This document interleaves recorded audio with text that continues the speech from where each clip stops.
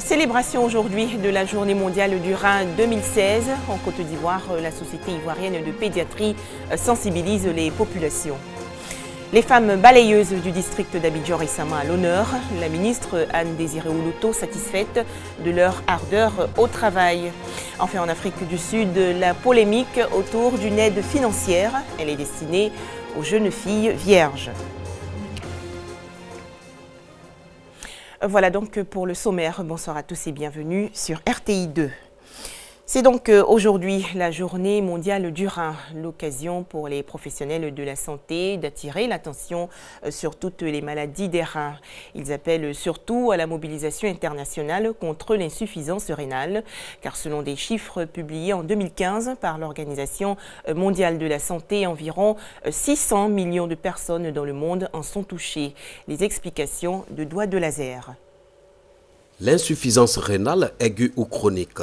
Cette maladie, considérée comme un tueur silencieux par la médecine, cause de nombreux décès dans le monde. Plus de 600 millions de personnes souffrent de la maladie du rein, selon l'OMS, Organisation mondiale de la santé. Le taux de prévalence s'accroît toujours et risque d'atteindre les 17% au cours des 10 années à venir si rien n'est fait. Pour les acteurs de la santé publique, il est temps d'attirer l'attention de la communauté sur les conséquences de cette maladie. Des diarrhées, des angines maltraitées, des médicaments qui sont inadaptés à l'enfant et qui sont donnés à l'enfant alors que ce n'est pas la bonne posologie, peuvent entraîner une insuffisance rénale aiguë. S'il y a une malformation à la naissance, la bonne prise en charge de l'enfant peut lui éviter d'arriver à l'insuffisance rénale.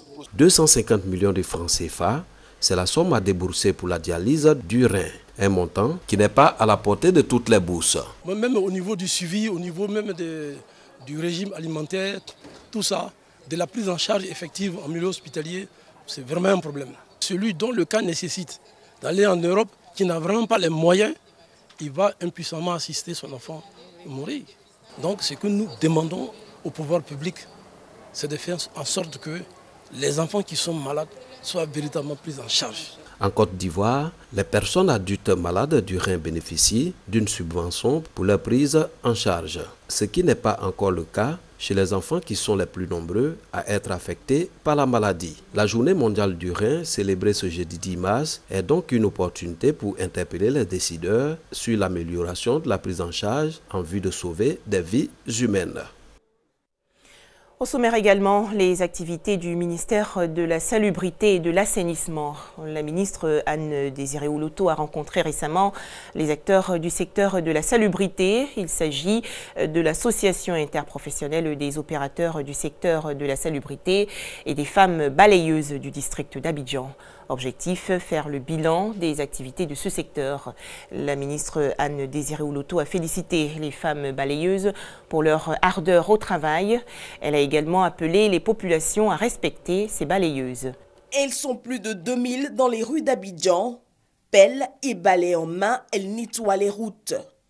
Pourtant, que d'incidents dans l'exercice de leurs fonctions. Insultées, humiliées, victimes de conducteurs imprudents. Dur d'être balayeuse. Il y a un monsieur qui m'a dit, vous ne pouvez pas balayer à 6 heures, que ça allait là, vous venez balayer pour venir m'aider les gens. Pourquoi on est en train de balayer puis il passe sur les dents pour cher, ça les fait mal. Quand tu leur fais des reproches, mais pourquoi tu caches dans le tas, il dit, ma mère même ne fait pas ce travail-là. C'est votre travail, vous l'avez accepté, donc on doit faire ce qu'on veut. Ce jeudi, la ministre Anne Oloto était à leur côté. Elle a écouté leur peine. Manque d'équipement adéquat, paiement difficile, la ministre s'est voulue rassurante. Premier point, initier des campagnes de sensibilisation au civisme pour inculquer le respect du métier. Votre problème, c'est mon problème. Tout automobiliste ou piéton qui a compté de ce jour s'en prend à nos braves balayeuses répond de ses actes devant nos juridictions. Autre point clé, améliorer les outils de travail de ces femmes en vue de rétablir le respect de la vérité. Vous avez évoqué la question du non-paiement de vos factures avec les mairies. Ce problème, je l'ai posé au ministère de l'Économie et des Finances. Aujourd'hui même, il est en train de s'organiser pour que les dispositions soient prises de façon régulière pour qu'à compter de maintenant, tous les mois, les opérateurs soient payés. Des mots salués par les balayeuses qui ont dit leur ferme volonté à s'engager pour des rues plus propres. Un reportage de Alexis Ouedraogo. Double événement aujourd'hui pour l'Académie des sciences, des arts, des cultures d'Afrique et des diasporas africaines. Son nouveau dirigeant, le professeur Aïdara Daouda, et son vice-président ont été investis dans la commune du Plateau. À noter que le nouveau dirigeant de la SCAD, le professeur Aïdara Daouda, est élu pour un mandat de 3 ans, renouvelable une fois. Président de l'ASCAD, Académie des sciences, des arts, des cultures d'Afrique et des diasporas africaines en juin 2015, le professeur Aïdara Daouda donne les grandes orientations de son mandat à ses pairs. Le successeur du professeur Barthélémy Koti entend œuvrer pour que la société savante joue pleinement son rôle dans le développement économique, social et culturel de la Côte d'Ivoire. C'est une mission difficile, elle est exaltante, mais elle n'est pas impossible. Je pense pouvoir relever le défi et donner à l'ASCAD un nouveau départ, une nouvelle dimension qui puisse lui permettre de s'épanouir et d'être à la hauteur.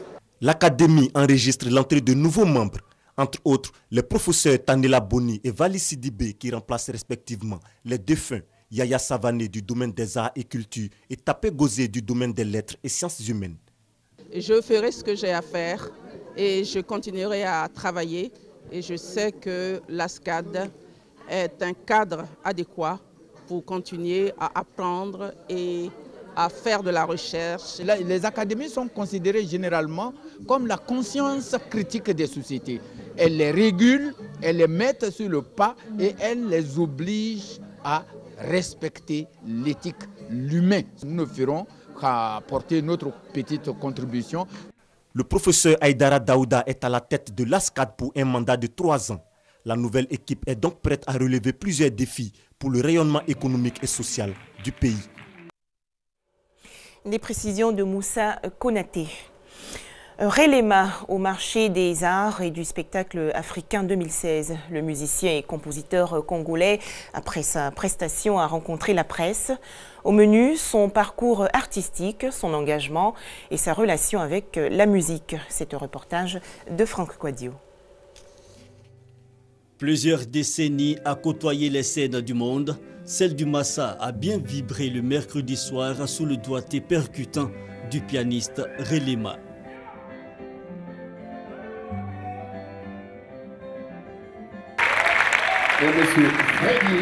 Relema à l'état civil, Raymond Lema Nzi Nzinga connaît le succès dès les années 70 comme guitariste, accompagnant les stars locales du Congo belge, son pays natal, en 1946.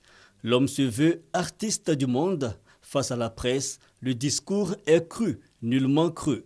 Et ne lui parlez pas d'engagement quelconque, il ne veut rester qu'artiste. Parce que j'ai beaucoup de gens qui me comprennent.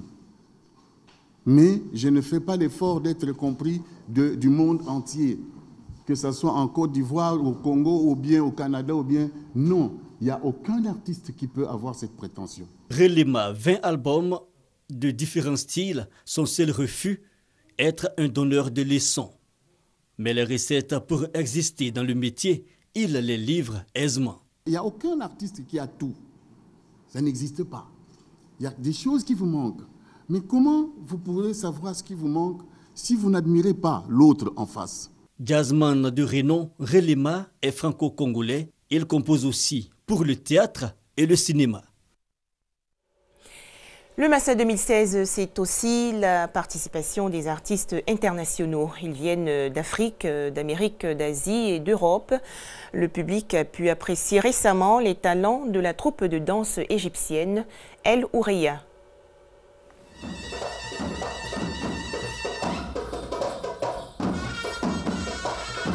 El Oureya, c'est la troupe de danse venue de l'Égypte pour prendre part à la 9e édition du marché des arts et du spectacle africain Massa. Cette troupe a été présentée au cours d'un dîner spectacle organisé par l'ambassadeur d'Égypte en Côte d'Ivoire.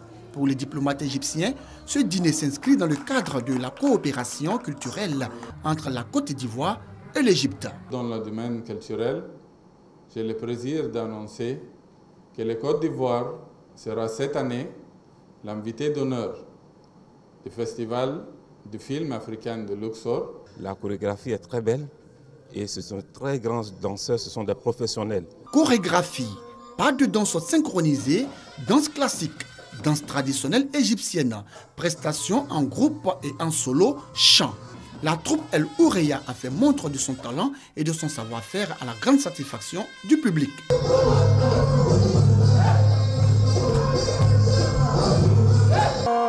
Ça a été une soirée agréable parce qu'on se rend compte tous les jours que l'Afrique est bourrée de différentes cultures. Tous les jours on apprend, on découvre et puis ça nous émerveille. À ce dîner-spectacle, Chehab Aboganema, l'un des grands chefs cuisiniers d'Égypte, il a offert aux spectateurs des mets spéciaux dégustés par le public qui suivait avec beaucoup d'intérêt les différentes prestations de la troupe de danse El Oureya.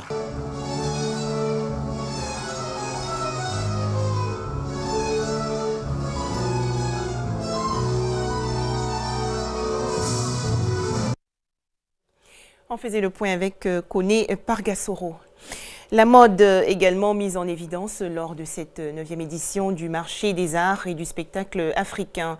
Des créateurs ivoiriens, burkinabés, sénégalais et camerounais ont montré hier leur savoir-faire à travers des tissus et autres pagnes tissées. Les détails avec Ami Sissoko. Premier défilé de mode du Mbassa 2016. Stylistes, modélistes et mannequins s'activent pour présenter les créations. Ce sont les Ivoiriens qui ouvrent le bal avec Isande, Barros et Olipat. Cette dernière est la première lauréate de l'édition limitée 2014 de l'OIF, Organisation internationale de la francophonie. Le pain tissé du centre et de l'ouest, sa collection. Je mets en avant déjà le pain tissé ivoirien pour montrer qu'il peut être porté en tout temps. Le deuxième tableau de cette soirée a été coloré avec les 3 premiers lauréats de l'édition limitée 2015 de l'OIF. Ils sont tous à leur premier défilé en Côte d'Ivoire. Moussa Sambaré du Burkina Faso valorise les tissus de son terroir. Augustine Nakune, sa collection Colibri. Le seul costumé de scène reste Lahat Gay du Sénégal. J'ai eu à habiller pas mal de chanteurs et de chanteuses qui évoluent même pas sur mon pays. Je présente une collection faite à base de façon d'enfanter avec un tissu un peu occidental mélangé. Colibri, parce que à ce moment l'esprit qui m'habitait, c'était un esprit de fleurs bleues, de romantisme, d'amour. Au maître de clore la marche, Tiané avec ses boubous en soie et Patio avec ses collections blanc, noir et Sahel. Joie du public. Les défilés ont été très bons, surtout la collection de notre cher maître Patio. La tenue de l'Ouest, oui, j'ai aimé. Tout comme une bonne Ivoirienne. J'ai bien aimé parce que ça fait la tradition, la culture, c'est très bien. Malgré le succès de ces créateurs, la mode africaine peine encore à se positionner. Nos marchés sont déjà inondés de produits qui viennent de l'extérieur. Et l'inverse est impossible pour le moment parce que nous ne sommes pas capables d'abord, sur le plan productivité, quantité, sur le plan coût, nous sommes obligés de travailler pour le moment que pour l'Afrique. En attendant d'être au top de la créativité mondiale, stylistes modélistes africains continuent de charmer à leur manière la clientèle africaine. En Afrique du Sud, une jeune fille doit être et rester vierge pour bénéficier d'une bourse d'études. Cette aide financière baptisée Bourse des Vierges est une initiative choquante selon les féministes. Pour Bongiwe et Toubelilé, pas question d'avoir des rapports sexuels avant la fin de leurs études. Ces jeunes sud-africaines bénéficient d'une bourse bien particulière. Le conseil municipal de la ville de Ladysmith paie leurs études supérieures à condition qu'elles restent vierges. Cette mesure a fait polémique en Afrique du Sud, mais les jeunes filles y voient plutôt une opportunité. Ça me rend fière. Partout où je vais, je sais que je suis un beau miroir pour les autres. Je serai leur modèle et ils m'aimeront beaucoup, car ils sauront que je suis pure et que cela me préserve de toutes sortes d'infections. Au sein de la communauté, ces bourses sont aussi perçues comme un moyen de faire revivre la culture zoulou. Doudou Zouane est l'une des aînées chargée de vérifier la virginité des jeunes filles. Elle explique sa méthode. Il y a quelque chose comme ça qui ferme le trou. À 16 ans, c'est comme ça. Et puis à 18 ans, c'est comme ça. Ainsi de suite, jusqu'à 20 ans, où c'est totalement fermé. Plusieurs associations estiment que cette bourse est une atteinte à la vie privée et qu'elle est anticonstitutionnelle.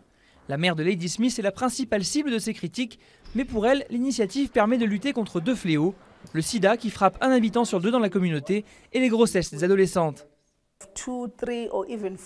À 25 ans, certaines filles ont parfois 2, 3 ou 4 enfants.